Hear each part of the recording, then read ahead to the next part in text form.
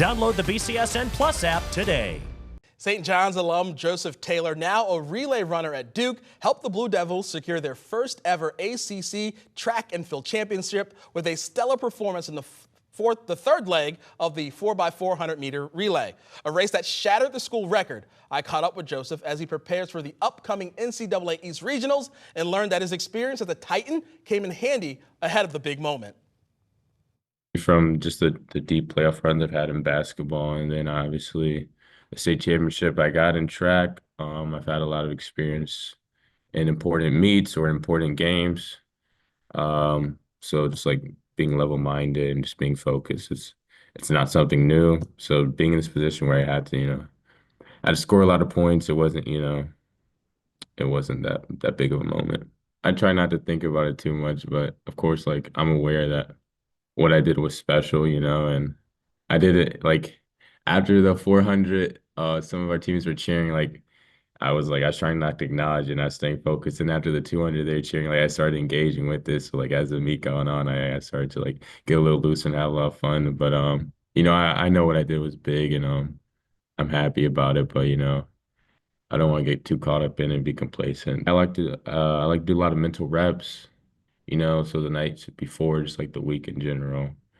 I have a tendency to just think about the race, close my eyes, think about each step of it. First part of the 100, second part, the last 200, thinking about the mental cues, and then big emphasis on journaling. Like to journal about the race, like journal about my thoughts and journal about the goals. And so just the mental aspect, I think, plays a big role.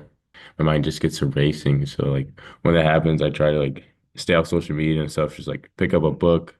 Even I think last week I started doing like 20-minute like naps, just to calm my nerves before the meets.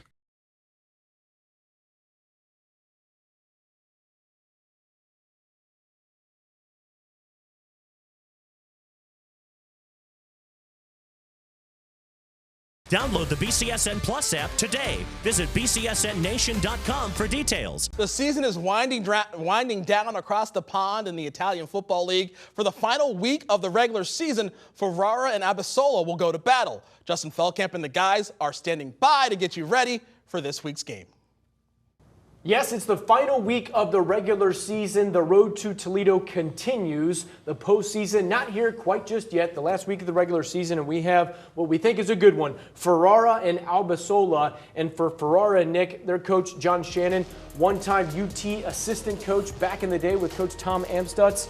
He is trying to get his Aquile, the Eagles, into the postseason. They're going to need some help, but they definitely need a win in this one over the Pirates. Yeah, definitely something to play for the Ferrara Aquile, the Eagles from Ferrara, Toledo's sister city. Chance to go to the playoffs. Need some help. Varese has to lose to Lazio, but a lot to play for Ferrara against an Albasola team that's pretty good.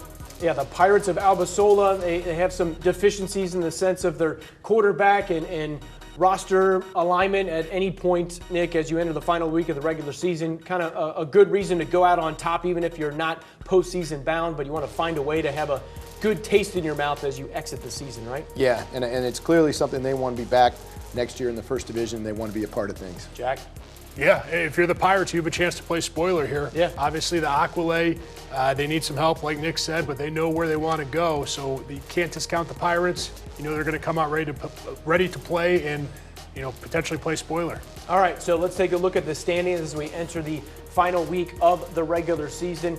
Firenze at the top. They've already clinched a spot, but then spots 2 and 3, only the top 3 teams in each group make it. So Ferrara has a chance, but they need some help from Varese as well, as all of those teams hoping, at least the top 3, 4, 5, hoping they can get to Toledo with a run through the IFL playoffs. For Jack and Nick, I'm Justin. Back to you guys in the Sports Nightly studio.